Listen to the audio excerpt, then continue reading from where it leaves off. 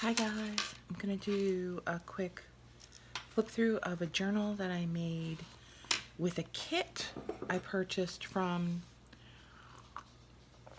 YouTuber Dreams ETC. I think her name is Jen. Um, Her mom curates these kits, and I don't know why, but I am very much more creative and have a lot more ideas when I either print a digital that somebody made, buy a kit that somebody curated, or I mean, it's just, I don't know why, but being forced to use specific materials makes me think about them in a different way.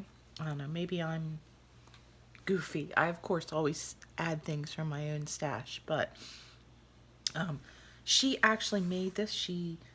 Sent us, she sent me, well, I purchased it, but I got a soft cover and a hard cover. She actually made this soft cover, which is very pretty.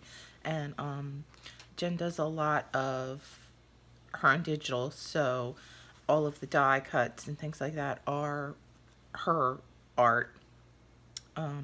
Yeah, so I've received like a ton of 12 by 12 paper, um, you know, I think 5 sheets of vanilla scented coffee, stain paper, some like, the children's writing paper where you learn to do cursive and it has like the real wide lines. I don't think this kit had any regular line paper. Sometimes she has them in her kits. Her kits are super hard to get. They sell out in like minutes. I usually, it's the minute I see her post something, go out and just buy it before I even watch the video, so that way I know I get one. At any rate,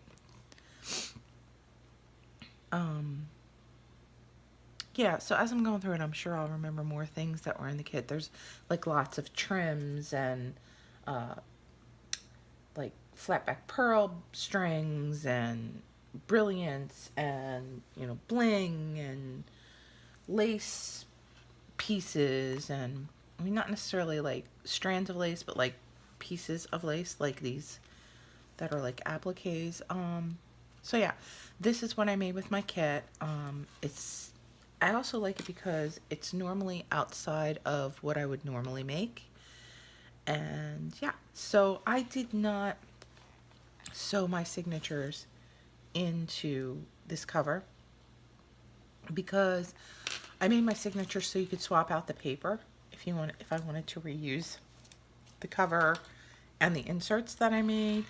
So I just tied it with some sari silk through each signature, and I'll show you that on the inside. And then I just tied knots at the top, and I decorated the sari silk with some Tim Holtz ephemera and some beads that I got from Boho Daydreams and some charms. So yeah. So as you can see, this is totally not connected, and I made it very tight, so it kind of bows a little bit because I hate it when my signatures flop around in a book. But everything I made here was literally just cardstock when I got it. It wasn't, cut into any shape. It wasn't punched. It wasn't print. It was just regular straight up, mostly 12 by 12 cardstock. Most of it was double sided though. Okay, so here's my first page that I put together. It has this little flap to keep the pocket closed, and this is indeed a pocket. I didn't put anything in it. I'm not going to take the time to tie these back shut again, but it also is a pocket at the top, and I included some of the cut aparts that she was one of the 12 by 12 pages that was sent to me, and I just put a little tab on the top. Oh, I also got a few 8 by 8 sheets of paper, and some of the bling obviously was from my own stash. So that's the first outside, I would say, cover of one of the signatures. Here's the other side. And then I put like these little flaps inside for photos or journaling. And then this is just a tag I punched out. and I reused some packaging to put, you know, plastic or Mylar inside, and then that closes up and it'll tie shut again. And then here are my inserts, which are just some of the papers that I had in my stash and some of the papers that came with the kit. She sends a lot of this brown paper that's like, it's like a thinner brown paper bag kind of paper. I used some book pages from my stash and just basically created, you know, a blank paper insert for, you know, it's removable. There's an elastic band in the middle, and here's where I tied my signature in. Okay, so this is the other side of the insert. This swings open. This tab lifts, this tab lifts. There's a pocket back here with some tags. This I did a pull down insert, so you can see. And then, you know, you can also use the back of that. This is just plain, and then this swings back over and closes it up. So that's the other side of the insert. Now when I attach the inserts together, I only glued the edges so that there's also pockets on the side where all the inserts join. So here's the next insert. I made a little fan of punched tags out of some of the leftover cardstock. Yeah, I can't get this out. I hope I didn't glue it in. There it is. There's a playing card in here that I just covered with some paper for journaling.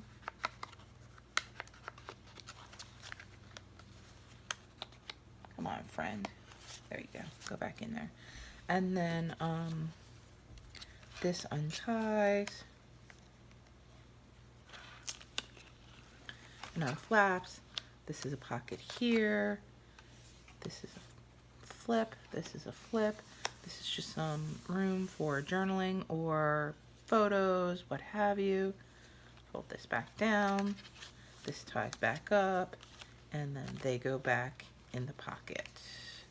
And then we have another insert.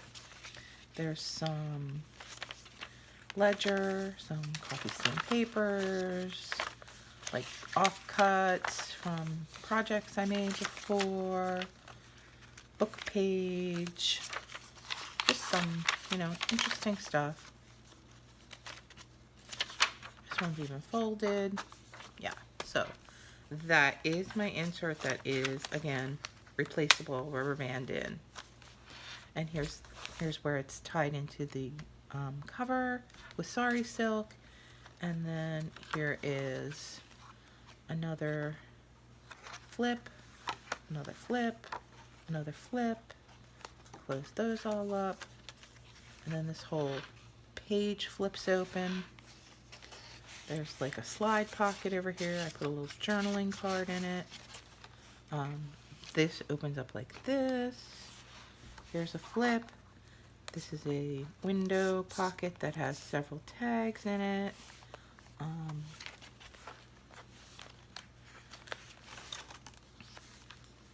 And then this will tie shut again. I'm not going to take the time to do that, make you watch me do that and fumble around with it.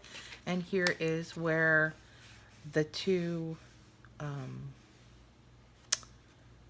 match, and it is a pocket. I have to add a little glue up there. It's a little loose.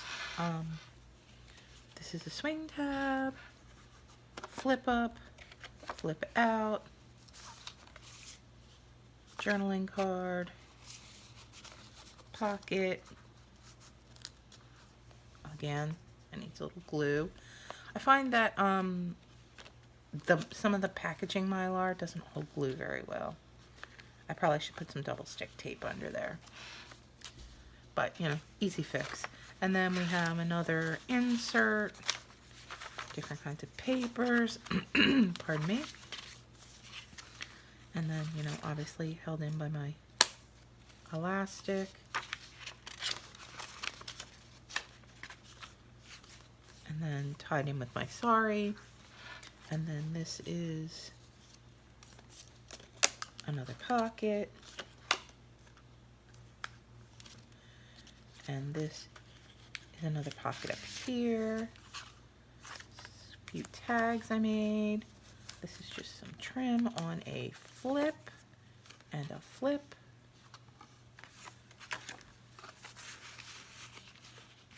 And then again, this whole side flips out.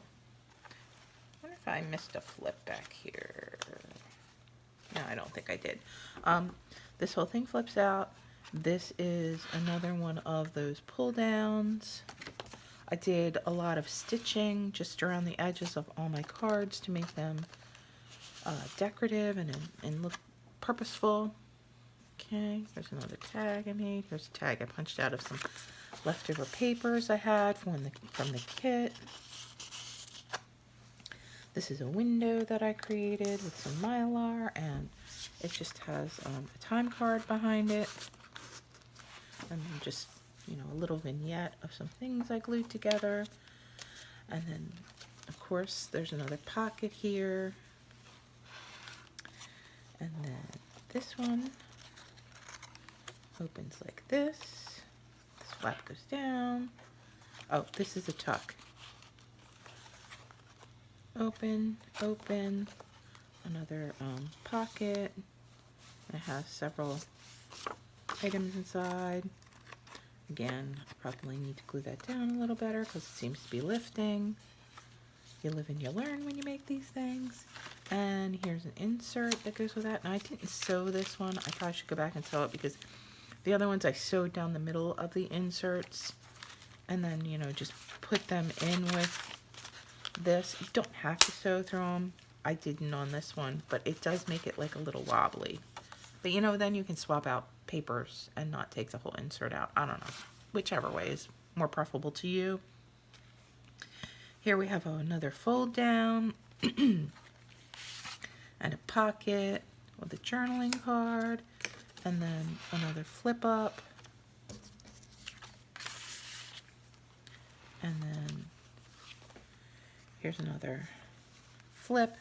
This is just some journaling room. This has a pocket with a tag in it that I created.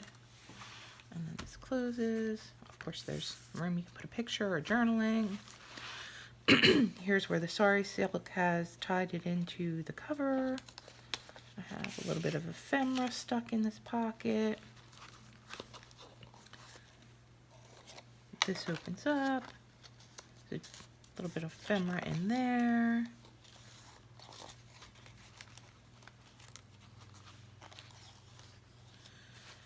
This is a flip, and this is a flip.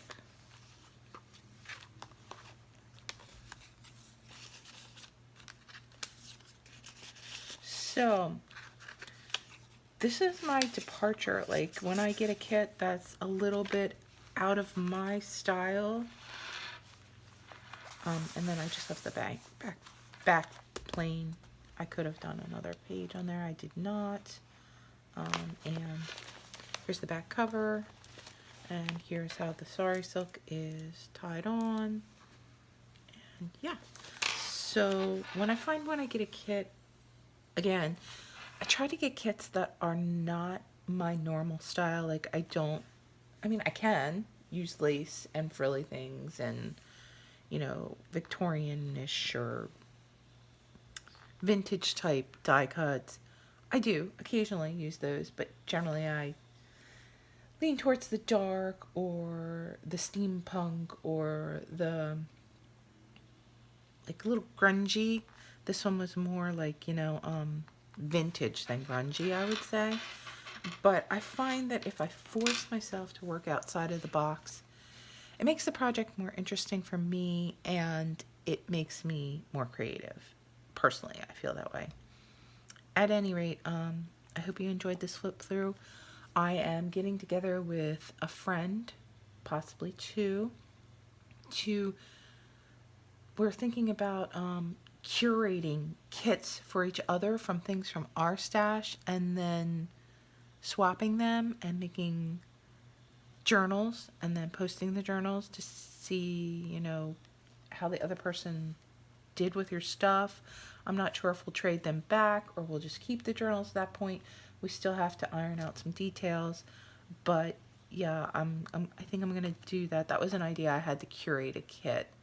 Um, I always have these grandiose ideas of curating kits and then like opening my Etsy back up and putting the kits in there and just letting people buy them. But my Etsy didn't do very well, and it seemed like a lot of work for not a lot of, I wouldn't say benefit, but a lot of good feeling about it.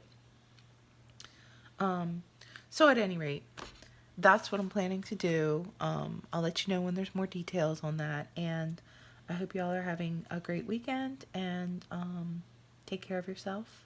Be kind to each other. I love you guys so much. Have a great weekend, and I'll see you soon. Bye.